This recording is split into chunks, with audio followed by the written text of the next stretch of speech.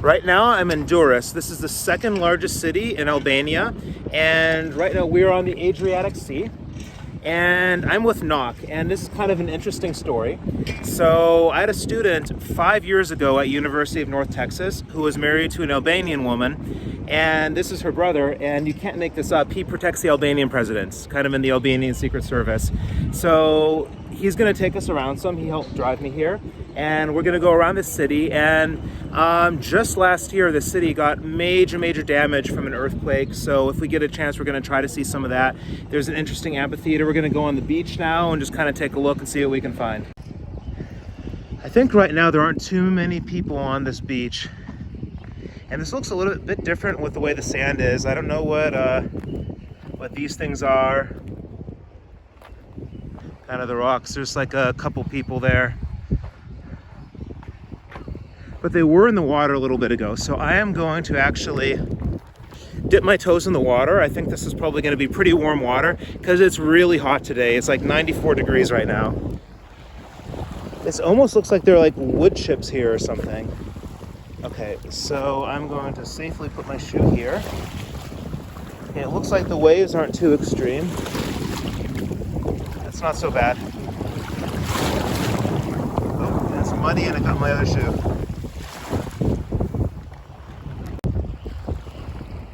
Yeah, this beach definitely looks a bit different. So I'm still very curious if anyone can tell me really what exactly those things are down there. I'm not quite sure. And I'm told this is the Promenade of Durrës, which is I guess they call a Volga. To me that's like a Soviet car, but I guess in Albanian it means promenade. And this is kind of what the whole area here looks like. Try the water down here. There's a lot of rocks.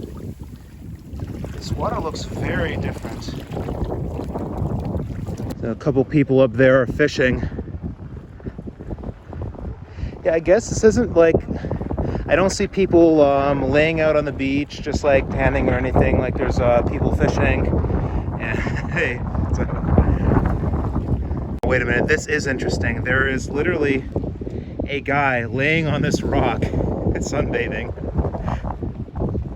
So I don't think, okay, I think this is a first. Maybe some people more familiar with beaches might know that more, but there literally was this guy laying on this hot rock over there. So to me, that's interesting. I'm told that normally there are more people here. You know, the problem right now is that it's Thursday, it's in the afternoon. It's really hot. I mean, this is very uncomfortable for me just with this super hot weather. I think other people here handle it better.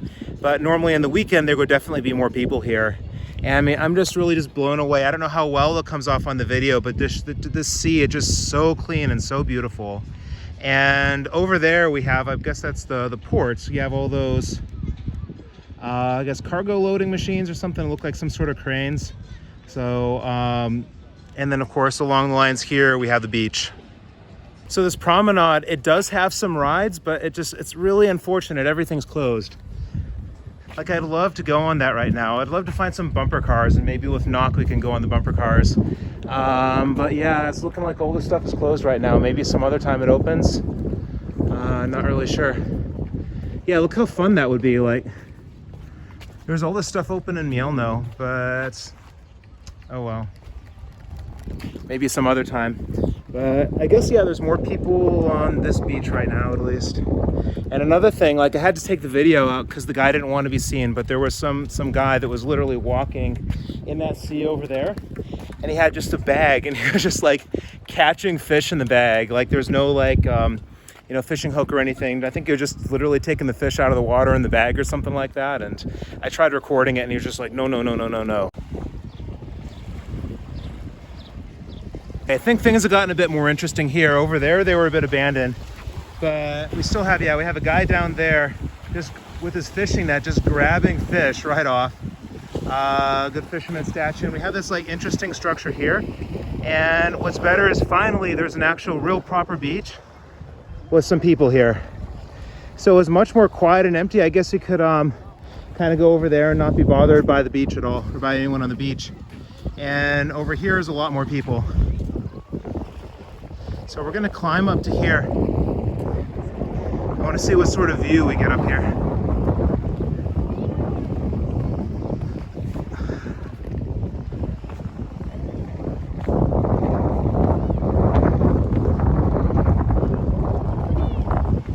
Yeah, look at that. Look at the distance. So beautiful.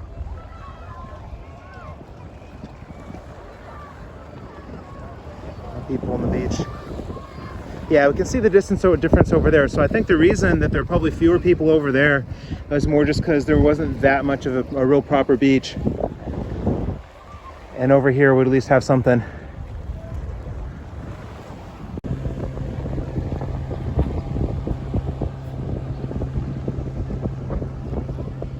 So we're gonna go through this nicer beach area. So this looks very different than the Polish beaches. Yeah, it's a lot happier.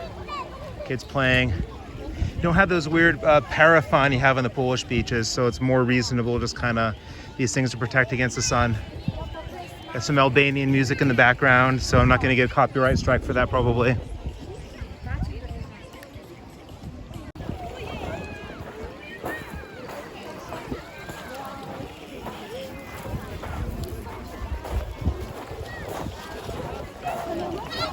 Everything here in Albania is good. Everything. Good. Every Hot night. water, beautiful girls. I noticed. Cannabis. Cannabis Cannabis, sativa. yeah. Cannabis sativa. Okay, this is kind of a funny statue because, like, at first I thought, okay, maybe I just have a dirty mind. I'm thinking that's like a bud and those are hips or something, but you turn around and it definitely confirms what you're thinking, but where's the head? I have no idea what's going on with this statue. So right now we're in the Amphitheater of Durrës, and this is an old Roman amphitheater. As I understand, this was constructed in 2 AD and it was destroyed by earthquake in the 6th century AD and the 10th century AD. And apparently there was some crazy stuff going on here. So just give everyone a look at this. So I guess there were still even things with like gladiators fighting lions and all this sort of crazy stuff. And like, you know, this is really, really old. And to me, part of what's interesting too, like, look, we have these modern houses here, like right on the edge of this site. I read on the Wikipedia article that they might be trying to remove them. But it just kind of fenced off right here. So this is, to me, this is really interesting.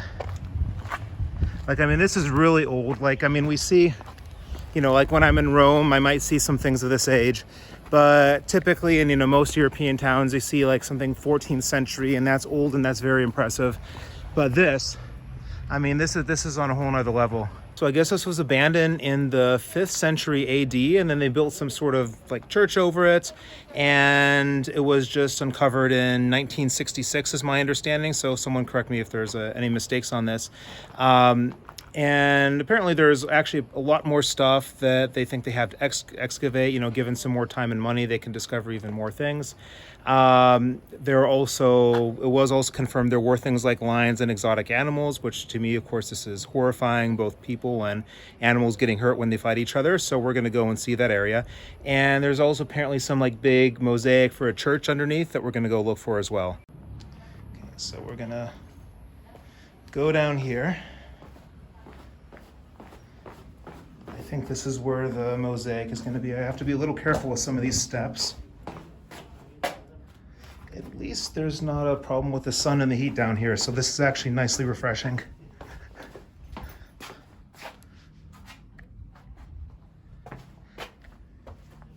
So apparently this thing used to have a capacity of 50,000 people. So this is obviously a very popular venue, you know, a long time ago. And, you know, 50,000 people, that's really a lot more impressive than it is now because the populations were obviously lower. So some mosaic here, I can't tell. This is maybe where they would have had some animals, like a lion to come out and face the gladiators. I'm not really sure. She was explaining to me, the woman who worked here, where everything was, but it was kind of hard to see from where we were.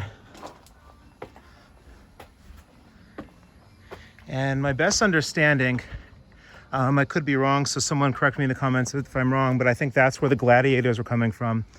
And I guess, yeah, people were in here. I guess it was bigger. I mean, I guess probably a lot has been, you know, lost in the 2,000 years almost.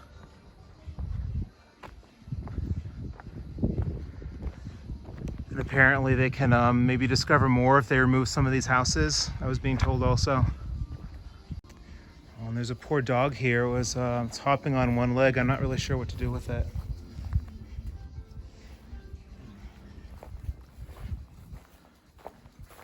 I guess this is where the gladiators were. This is a big area. Yeah, I wish I had some food to give the dog.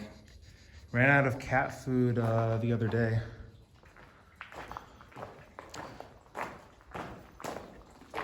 So this sounds like there's something going on over here, and this is much cooler. It's like there's some dripping water. Yeah, there's some water coming from the top and draining. I don't know what's going on there exactly. It's kind of interesting.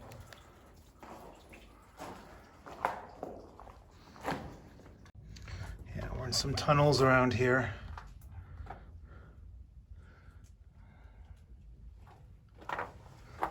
That's nice. We get... There's another tier. There's really a lot of complicated passages and structures in here. Maybe there's more water dripping here. No, I can't tell anything.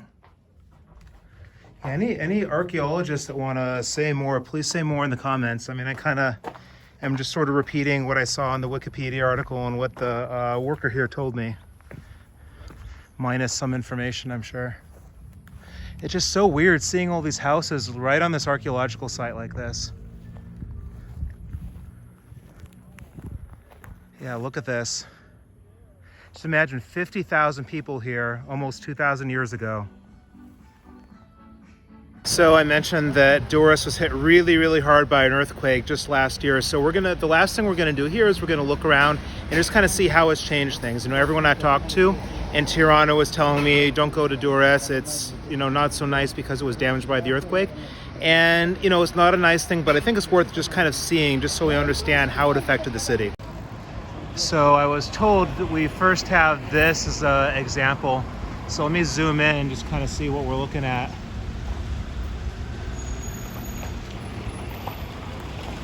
And otherwise the building seems to largely be intact. I don't know what it's like on the inside, but definitely I don't know how that affects the structure, stability of the structure. So I guess there's a lot of like this type of stuff around. We can see up there as well. I guess a lot of the damage I've seen so far has been a little higher up, but I think we're going to see some lower down stuff soon too. And my God, look at this. I guess this thing just kind of went up and down when the store closed, and now I've never seen anything like it, just kind of dangling like that now. And even this, like this also kind of scares me a little bit too, because we have this lamppost here and the wires, and there's just this dangling wire. I don't know if that's safe to get anywhere near or not. I was just told that this building is actually empty, and I guess it really shouldn't be too much of a surprise. And it's not just from the damage of the building. Apparently it's a bit of an angle as well, so it's really not in any sort of condition to actually have people living in it anymore. So there were a lot of people that were left homeless from this earthquake. Here's some more.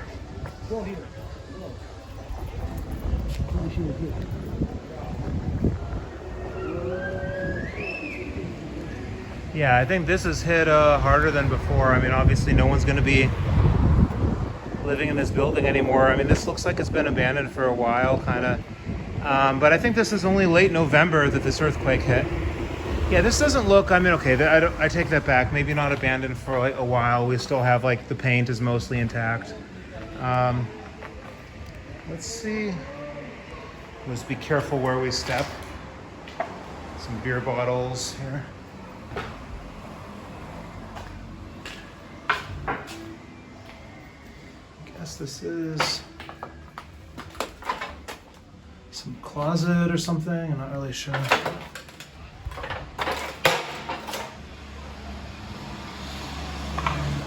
Yeah, definitely be careful if you come and walk back here.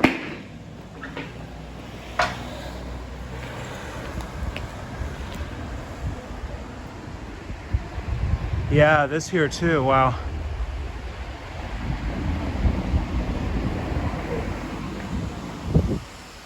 Apparently it looks like if we go through here we can find some more too. I mean, it's really sad. I mean, I guess I don't know the figures and how many people lost their homes. I know it was pointed out to me one of the buildings that went by, 10 people died in the collapse. Yeah, look at all this.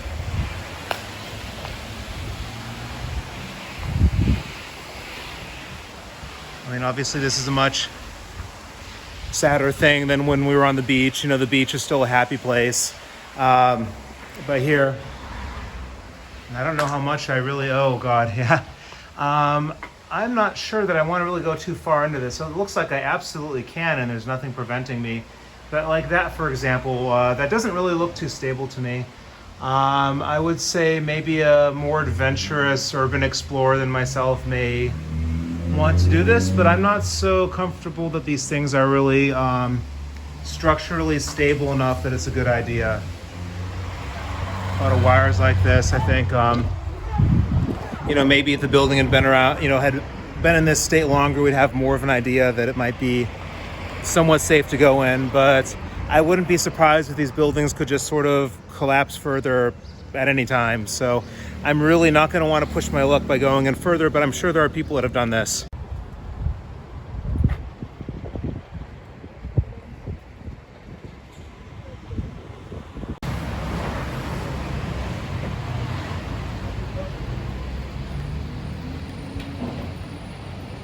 So we're about to head back to Tirana, and I just thought I would show this interesting sink in the bathroom of this coffee shop. I'm not really sure what this is. It is very fascinating either way.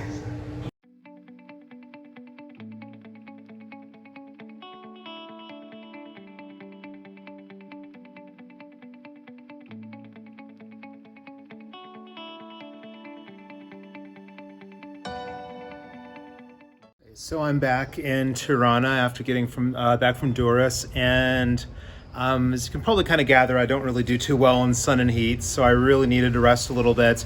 Tomorrow my flight is leaving from the airport, I think it's 6:10 a.m., and I'm a bit of a night person, so I'm actually going to be staying up for this. It's not really going to be very fun because I'm going to go Tirana to Venice and then to Warsaw. But I did promise to show the view I have from my apartment over here, because at least we have some daylight. And I'm just going to kind of finish up. I'm going to show just a couple other things that I've seen in Tirana, just a couple little loose ends, a couple funny things, and hopefully I can show you the airport, and that'll be it for my trip to Albania for now. And I am really strongly considering coming back. I'm not sure about it, maybe like in a year or something, I don't really know, but I actually really like my time here. I think that the people are very friendly. I would say it's the second friendliest country. And now that's not necessarily a bad thing to be second friendliest, because first friendliest was India. And honestly, I think it was, you know, sometimes a little too much, like, you know, a little bit beyond my comfort. A couple other just little minor comments about visiting Albania. Like, I love to do shopping mall and grocery store tourism, because especially with grocery stores, you can sometimes find really weird stuff in some countries. And they're totally boring here. This isn't the sort of thing you want to come here for. Same with the shopping malls. They also seem to be just uninteresting. If you want to see interesting grocery stores, you can go to Finland. Finland was really interesting. And Ukraine can also be. Those are kind of the two that mostly come to mind. But here there isn't that much. So I'm just going to show you a couple other things I saw in Tirana, and that'll be pretty much it. One thing I'm a fan of in any country I go to is the different styles of creepy mannequins. So in particular, something, I don't know, something to me a little unsettling about this one. It's probably fair to say that I sometimes have a dirty mind, but I can't be the only one who thinks that's a little suggestive. Like, my God. Before I go, I wanted to give just a little bit of a look at the nightlife in Tirana. And it really doesn't look anything like I would have expected before I came here. You know, in European towns, often the nightlife is in some old building in the old town or something like that. And here, like, to me, in some ways, the feel was really much more like uptown Dallas. I mean, probably there's some better comparisons, but just to give kind of an idea, the rough sort of place. Like here's, I think, like a kind of a typical place that you'll go out like in Tirana. This is Tau.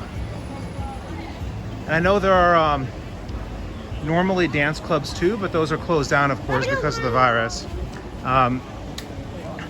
There recently, I think, was some ordinance that basically shut down the music after some time, which we found out at the thing in the last video. And yeah, I mean, this is just generally the sort of vibe of it. Like, I don't want to dwell on this too long. We'll just go down this street and see a couple things. But I just kind of want to give an idea that this is the atmosphere that this is like. This is called the Bloku neighborhood. And I did a walk around in the last video, but not as much around the nightlife areas, more around kind of the areas where people are shopping. So there's another one of these sorts of places over here.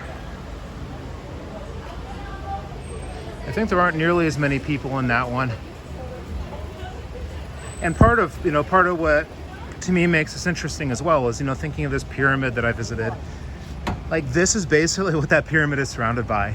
And to me, it just does not fit at all. And we got like a Audi and Mercedes, and I've seen Lamborghinis and all these nice cars. And even though we have Lamborghinis and things, we have a crumbling pyramid just basically right next door. And this seems kind of like a strange name for a virtual assistant in these times. Rona. We all know what Rona is short for. So I'm all done in Albania. I have a ridiculously early flight at 6:10 a.m. and I go 6:10 to Venice and then to Warsaw. And I just stayed up for it. I'm kind of a nocturnal person, so it was honestly easier for me to stay up. It's about 4:40 a.m. right now. So I'm going to be really kind of dragging and wanting to sleep by the time I get on that plane. But I'm going to go check in. It looks like there's a line to get in the airport. So of course things are a little more complicated traveling because of the whole issue with Rona. So I'm going to go and check in, and hopefully everything will be uneventful on the way back. Okay, so I'm back in Poland. The trip back was a little bit crazy, and actually really liked my stay in Albania, and I had no idea what to expect. I knew very little about the country before I went there. But one of the things that was kind of interesting about the country is that the standard tourist stuff, to me, it's boring in most countries. It's just kind of some standard museum or monument or something. And the stuff in Albania was actually really much more interesting. For example, that pyramid, or I didn't get to go to the bunkers. That sounded something like to me that would be really, really interesting. So I think I'm going to go back. I don't know when, maybe like a year or more, but I got the feeling that there was definitely a lot more interesting stuff to see. So at some point, I'm going to go back and probably check out like maybe the south of the country, the beaches there, the bunkers, maybe some of these big markets. So anyway, be sure to like, comment, subscribe, share if you want to see more. The next videos I post are going to be from a trip in Ukraine that I took way back in February from my backlog. So we're going to be kind of going in that direction. And then I'm probably going to actually try traveling to Kiev next. I'm not sure what the situation is because everything's unpredictable now with travel.